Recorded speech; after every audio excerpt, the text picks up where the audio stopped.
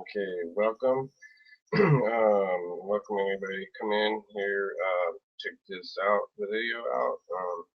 We're setting it straight and seeing through falsehood. So, falsehood. We're looking at a great deception. What the Bible says is there's going to be a great a great falsehood, a great deception. So I was looking at it like if you can put it kind of in layman's terms to make people understand what I'm thinking is like the Transformers movie. Seen that? So what they do is they have the Decepticons, and then you have your good Transformers over on the other side. But in reality, it would come in our reality it would come backwards. Um, the true Decepticons would be much more cunning than the movie would depict. Transformers, say they're bad guys. The bad guys that come in our day are going to be looking like the good guys. So they're going to show up and present themselves like, they're going to set everything straight and make everybody happy. And that's not the way that um, you would do if you conduct yourself if you believed were a true believer before these deceptions were thrown at you.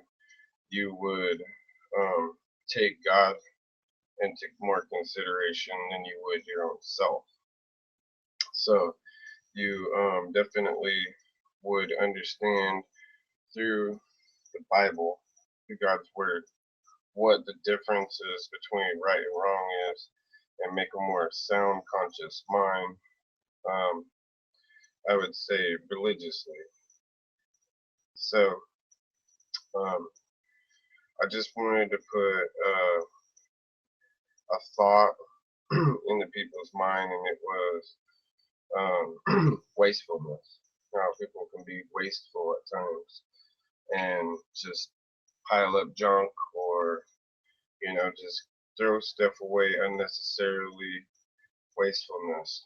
So there is a difference between being a proper consumer and being wasteful. So I just want to put that thought, this thought, into people's minds that here's this, because I don't have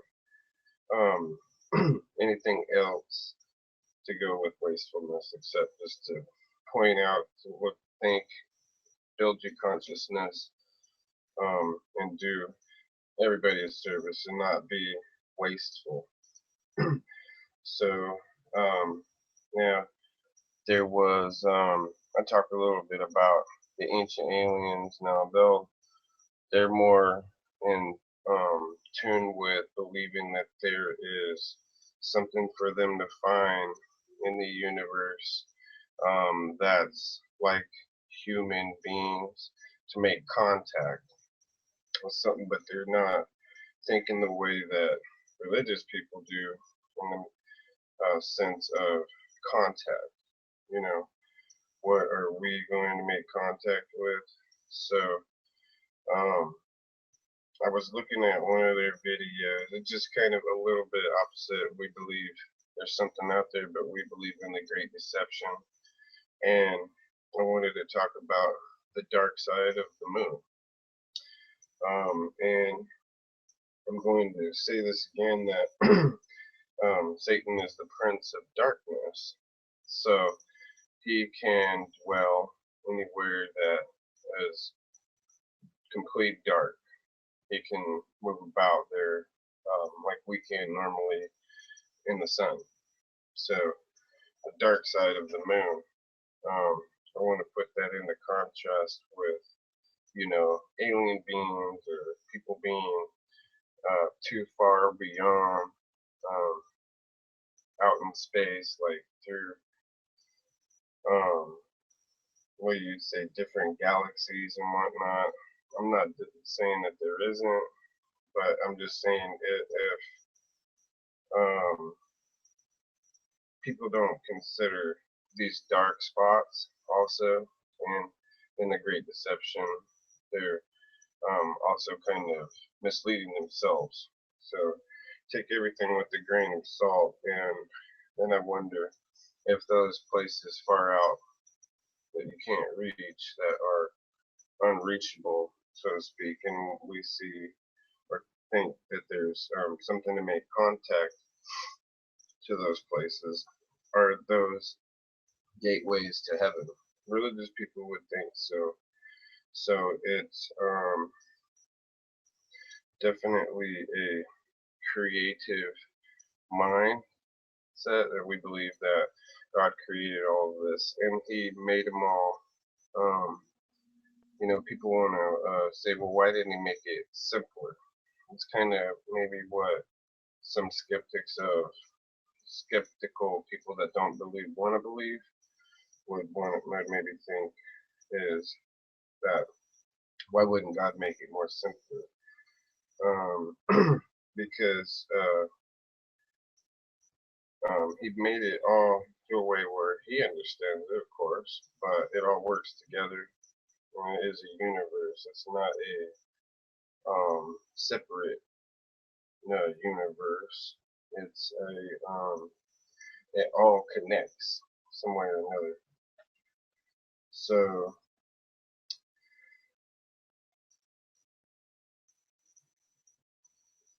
I wanted to talk about the Great Deception and what I believe is going to happen during the tribulation, because now we know that it is post-tribulation when the rapture happens, and those that make it to the end of the 7-year tribulation are going to be caught up into the clouds with Christ, and no gay people are going to be in heaven because they must give up their sins. That is unhuman nature, before they can enter the kingdom of heaven. And I believe that before I get into this, God's elite and the rapture, will come back to that. We're saying,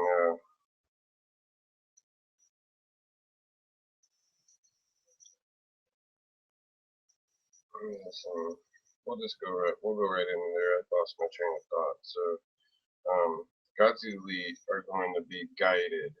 There's going to be something, a force, other humans that are caught up in the Great Deception are going to force the ones that know that it's a deception out, I believe, into the wilderness.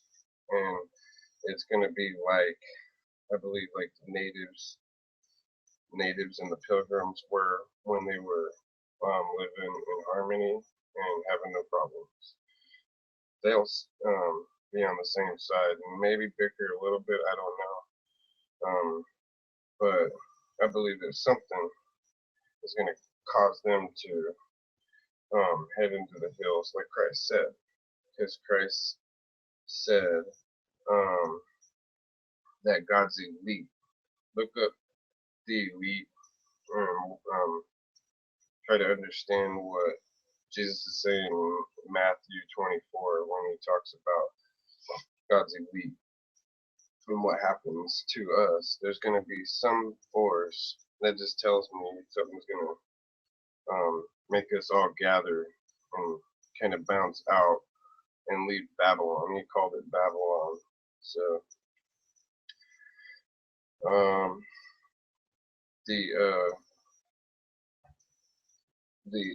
like Lucifer, Satan message that I believe that's in there is having Christians have less of a will, making Christians think or believe, which they can die, they're going to be resurrected and taken in the rapture. Being true Christians, if they die in the world these days or anytime, in the name of Christ, staying firm. But what people don't understand in the Great Deception, I believe that Satan passed on through everybody, is the fact that we have true power over Satan and over his power and over his Minions. I'm gonna do a screen share real quick. I'm gonna show you something here. Minions.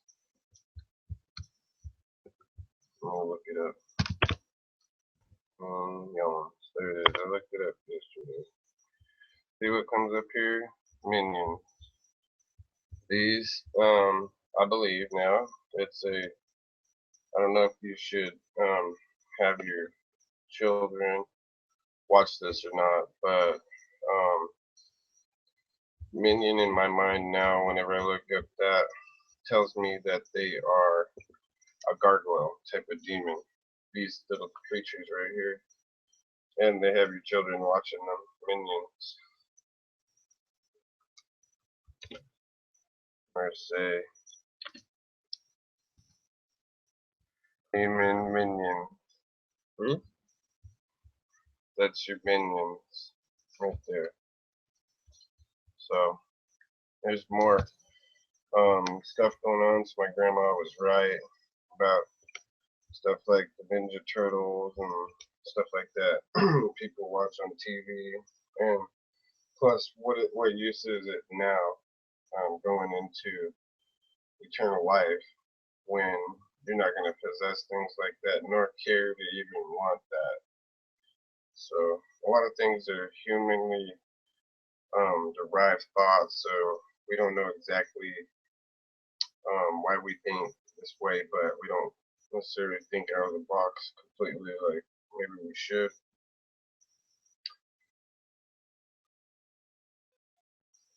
So I had arguments with people about Catholic priests coming to people, um, saying they're saying that they're representative of Christ, so they can take your confession and then they go and pray to Christ for you.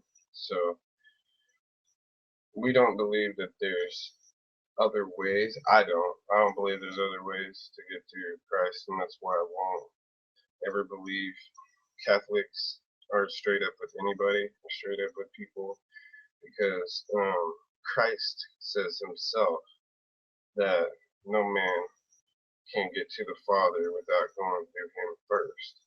And that's a direct contact and a direct relationship. So people running around thinking that they can do what they want, not necessarily so much everybody does that, but some people do think that they can just go to this priest and he'll make it all better. And that's not true. And it's also kind of the same of people who put into perspective, oh, I can sin every day and I can get caught up with all these other people and do what they do, and I can just pray about it later.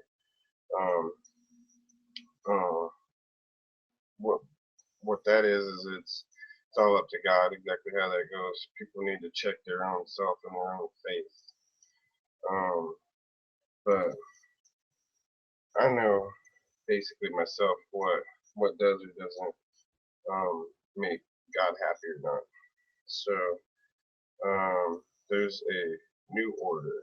A new order was handed down when Christ came. That was the new order. There's no new world order. That's part of the false prophecy and false teachings. The new order came and it set a tone for Christianity. And that's a new order. It's a different order, new order. It's not the new world order. The new world order all of a sudden will come to you and tell you that, oh, these things are okay and they're not.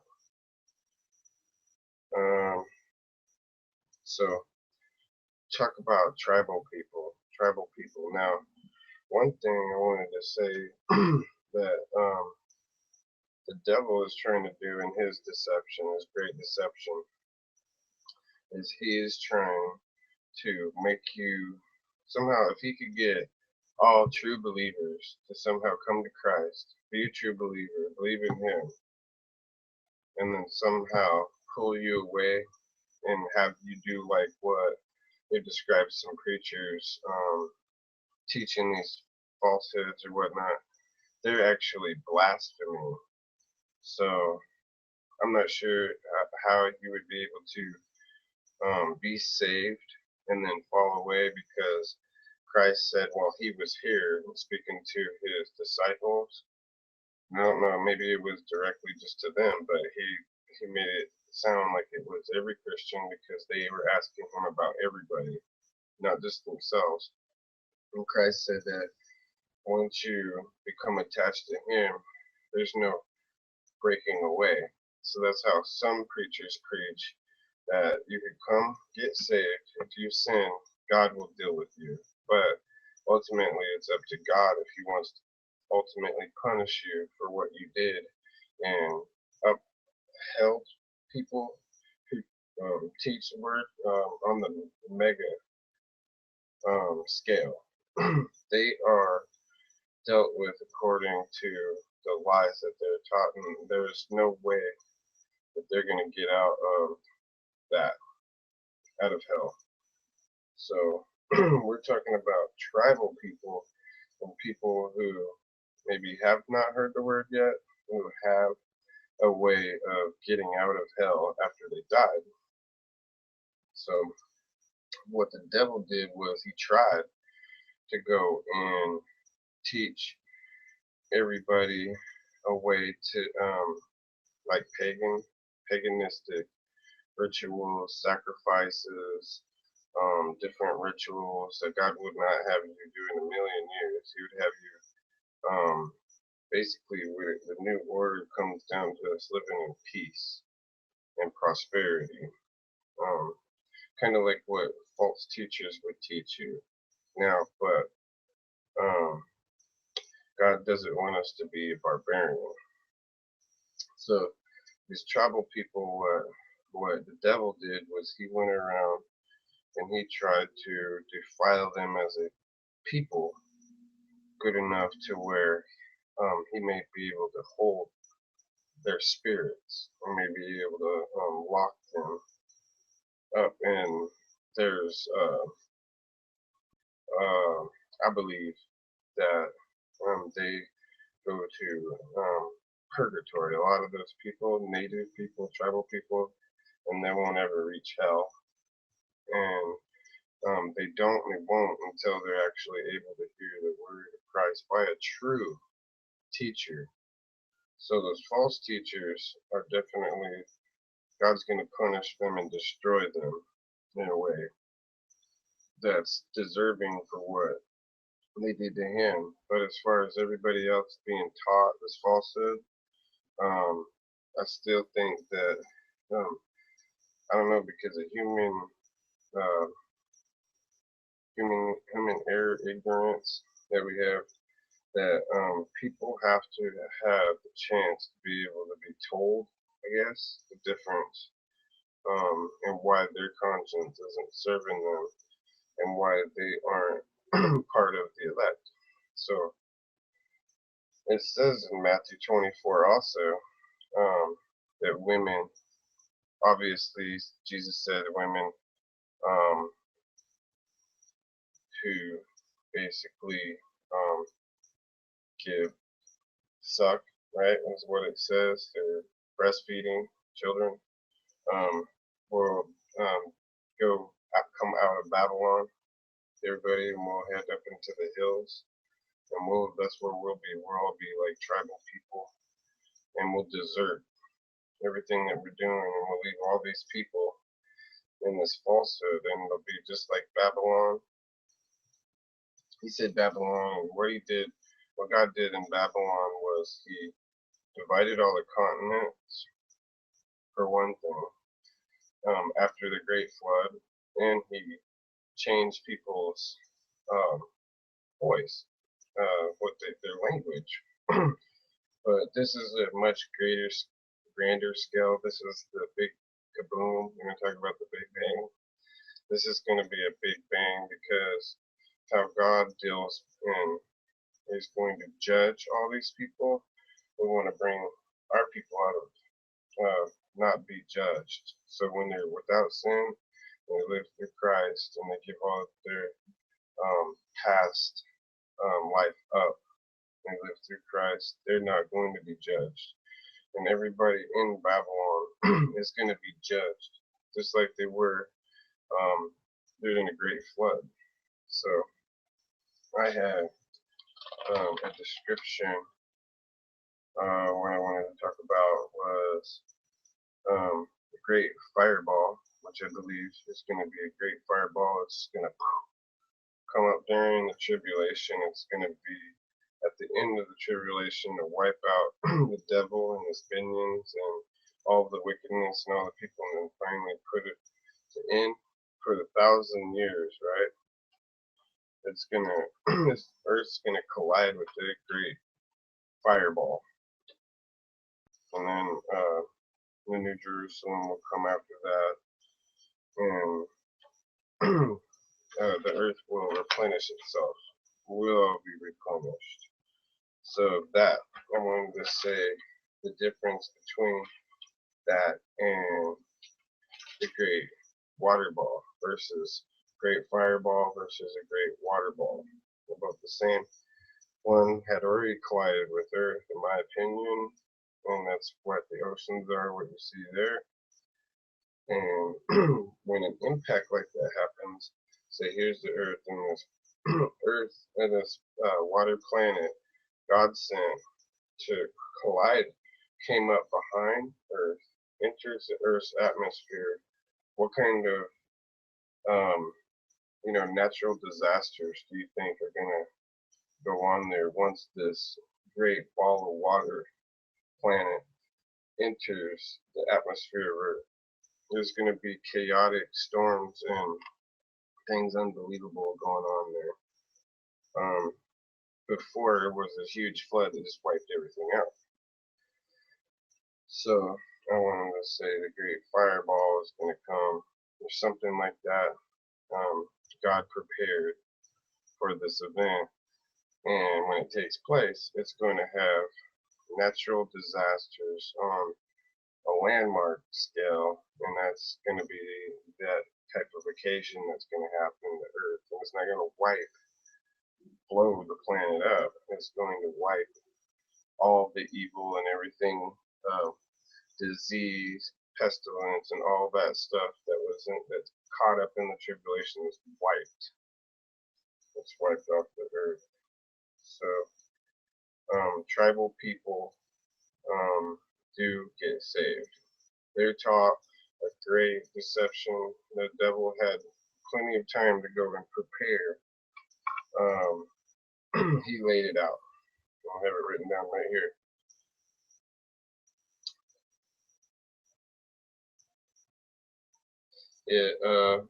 I had a question there. I'll come back to there. I'll finish what I'm saying here. Satan laid it out like Jesus laid it out. When Jesus came here, he laid it out for everybody. He didn't hold anything back. He, stuck his word out there, and he wasn't a deceiver. He wasn't a great deceptive person, but they make him out to be.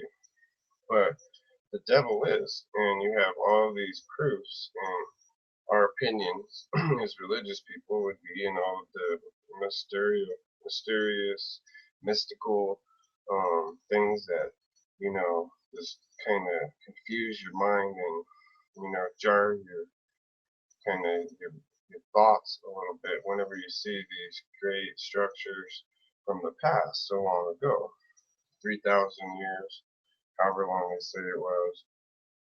So Satan went to all these places and was able with his demons to tell these people a falsehood and make them believe in some kind of cultic type of thing that gave them an opposite effect and experience than you would in a Christian society as a believer. So that's why there needs to be support at home and support abroad also.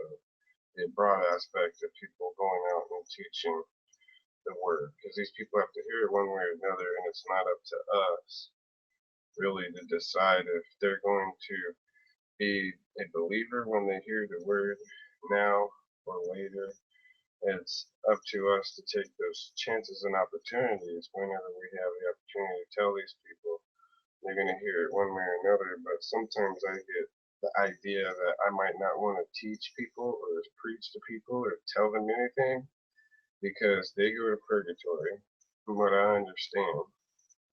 I don't know that exactly how that all works exactly, but I do know that they have an opportunity like everybody else to hear the word. And if a person can go through their whole life without hearing it, they're going to hear it after they die. And truly, no sinner goes to heaven. They want to just lay it out like gay people. Well, gay people this, gay people that. How about sinning people? People who sin altogether. People who sin altogether are not going to go to heaven. God doesn't want unpureness to be there. He wants to be able to trust people and not have the same thing occur like he did with Satan when Satan was rejected. So I've always admired the angel Michael the most. So I always asked in my prayers at times, done it a lot. I've asked for to be like his angel Michael because Michael, when he could have, anytime he could have turned his back on God, he didn't. So we're given the same freedoms, and you could see that with all our fellow human beings here. And we all have the opportunities or whatever, but we can believe whatever we want to or not.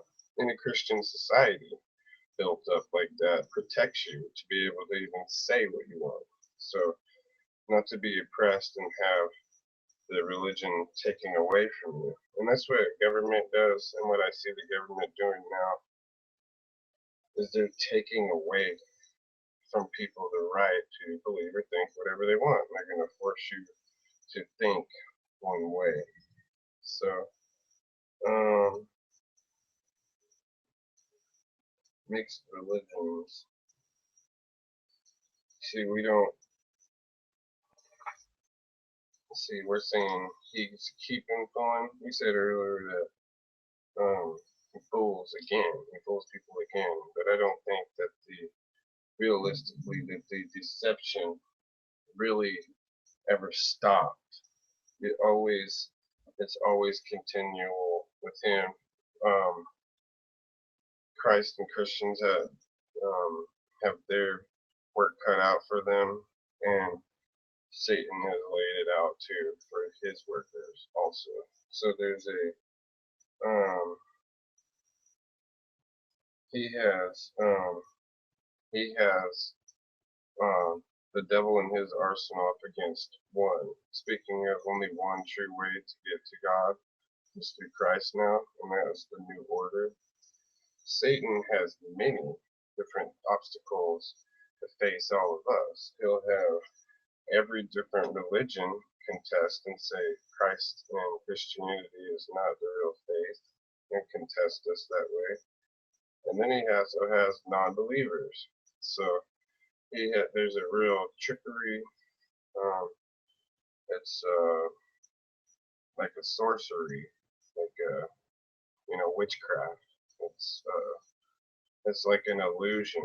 So he has people in a delusion and other people thinking that they know what they see and know what they know, and they're firm in their belief, even though if what we're all getting to is peace, like what Gandhi and all those guys preach. You know, um, if that were true, then there wouldn't be as much deception going on, and we can point out the great deception by how at the end, the Antichrist, the guy, the one guy who comes to rule the whole planet, he's going to put all those religions in one basket.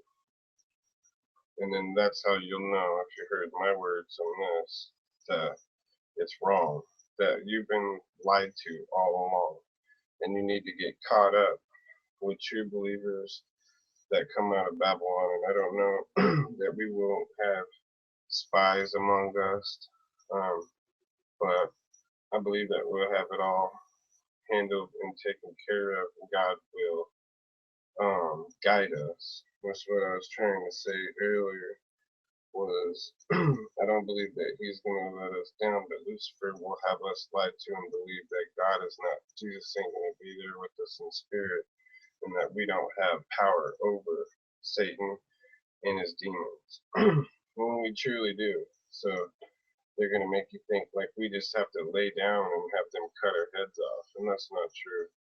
We need to stand up, convert, and change the scenario and not turn our cheek. You turn your cheek as a Christian to the point where you can prove a point, not a point where you lose your head, where you actually literally die over it.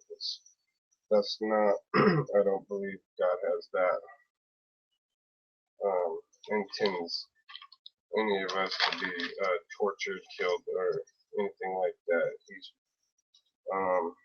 going to give us a way out every time, a way to survive and to be stronger. So we preach all these things, and we preach to be strong. We teach here, not preach, teach to be strong in the word, and we teach to be strong in the mind and strong physically. So whatever you have to do to heal up, eat some natural diet, helpful to restore your body as it is. Help yourself out. Don't just wait for Jesus to come and save you in that sense. But grow strong also physically, so that we can also just resist, because it is resisting temptations. That's what we're talking about. So how does the devil win? The devil wins by him being able to fool you into hearing the word. You don't have to necessarily be saved. All you have to do is hear everything laid out, like the devil lays it out, I said. You have to have Christianity laid out too, also in order to go to hell. To hear the word, to understand it, and then you wind up going down if you reject it completely at the end. And there are many people in churches, preachers that shouldn't necessarily be had push people away. But you know what? It's up to them, and it's up to every individual to account for what you do, your own sins, and live your own life, and make sure you're not judged, as well as I am my brother's keeper, to help other people not be judged, not to be caught up. You know, you're your brother's keeper. You have to also control your own self, your own destiny. You can't just depend on everybody. Everything will just, happen for you. It's like when we go out there, so I brought natives into it. Because it's going to be survival of the fittest out there. We're going to have to live in the wild for the duration of the time, and have to catch wild animals. Excuse me.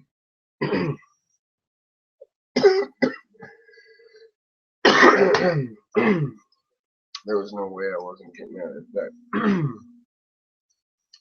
Choking on that. So look away from darkness. Look away from darkness. Anything that you know, when you rebuild your conscience up, as a Christian, you need to look more and more away from darkness. I have a lot more, let's say, to go on, but I'm going to leave right now with just one last thing. I just want to say one last thing is, there is a time when the Bible kind of contradicts itself, and atheists and other people can use this in their weapon and say, oh, well, the Bible contradicts itself. Well, because the Bible wants us to be able to go unto men and teach the word to them, and to save people's souls. Well, it also says that we're not supposed to hang out with devilish type of people who are self-absorbed and are just blowing their life out of proportion and living the fast lane and all of that, and that because it's worried that we'll get caught up in that and then we'll end up dying prematurely or whatever else happens from living an unnatural life existence.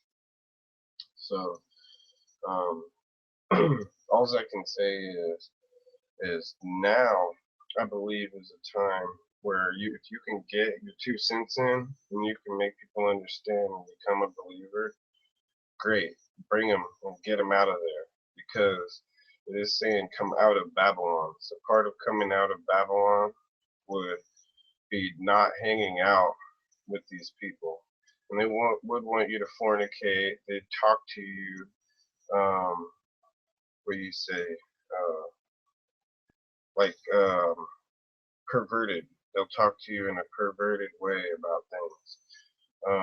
If you can't change those people for the better and make them understand that you don't want them to talk to you that way, now I believe is definitely a time frame that we're in. We're supposed to separate ourselves from those people.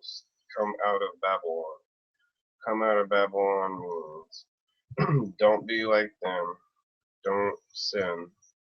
Don't lust after other people. And then the sinful thoughts that we have. Your thoughts are now to move away from derogatory thoughts and to think of good thoughts. So that's what I leave you with. Part of coming out of Babylon is to being able to get a grip on having more natural thoughts. How do you take care of yourself? How do you better yourself?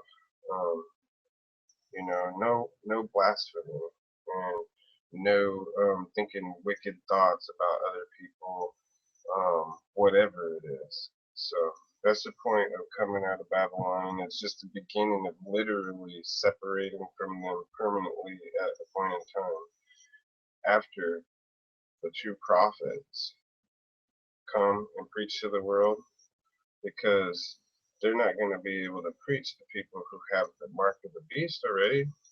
They're not going to, because that is, once people take the mark of the beast, the devil has them. So we're talking about how does the devil win. So also keep in mind and focus on that. How can the devil win? So that helps you win and you become stronger, and for you to be armed. In this time and age, any time is probably a dangerous time, but right now you definitely want to be armed if any time, point in time. So arm yourselves and think of all of those things and look away from darkness. Thanks. Appreciate it.